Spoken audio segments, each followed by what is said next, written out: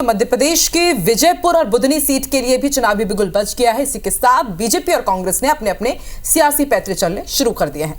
Budhni seat Bharatiya Janata party और केंद्रीय कृषि मंत्री शिवराज सिंह चौहान की प्रतिष्ठा का भी विषय है, उनका गढ़ भी है।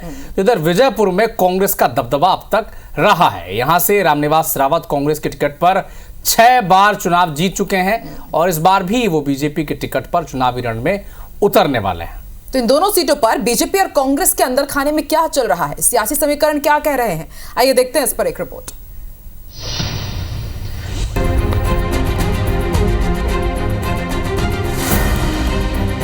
मध्य प्रदेश की बुधनी और विजयपुर सीट में उपचुनाव की तारीखों का चुनाव आयोग ने ऐलान कर दिया है। इन दोनों सीटों पर एक साथ 13 नवंबर को वोटिंग होगी, जिसके परिणाम 23 नवंबर को आएंगे। उपचुनाव की तारीखें घोषित होने के साथ ही बीजेपी और कांग्रेस ने यहां फतह पाने के लिए अपनी अपनी तैयारियां तेज कर दी। दरअसल बुधनी सीट केंद्रीय मंत्री शिवराज सिंह चौहान की परंपरागत सीट है, जो उनके विदिशा से लोकसभा चुनाव जीतने के बाद खाली हुई थी। तो वहीं विजयपुर सीट से कांग्रेस विधायक रहे रामनिवास रावत ने लोकसभा चुनाव के दौरान बीजेपी का दामन थाम लिया था और विजयपुर सीट से इस्तीफा दे दिया था, जिसके बाद ये सीट खाली हो गई।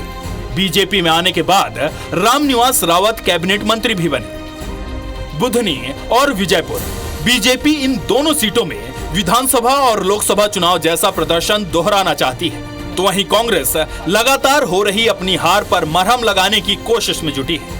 तारीखों के ऐलान के साथ ही सियासी बयानबाजी भी शुरू हो गई है। कोई चुनौतीपूर्ण नहीं है जी। चुनाव मध्य प्रदेश में भारतीय जनता पार्टी, रामनिवास रावत जी हमारे वरिष्ठ मंत्री हैं सरकार के, और विजयपुर के अंदर भी जीत का इतिहास बनेगा और बुधनी के अंदर तो इतिहास है ही।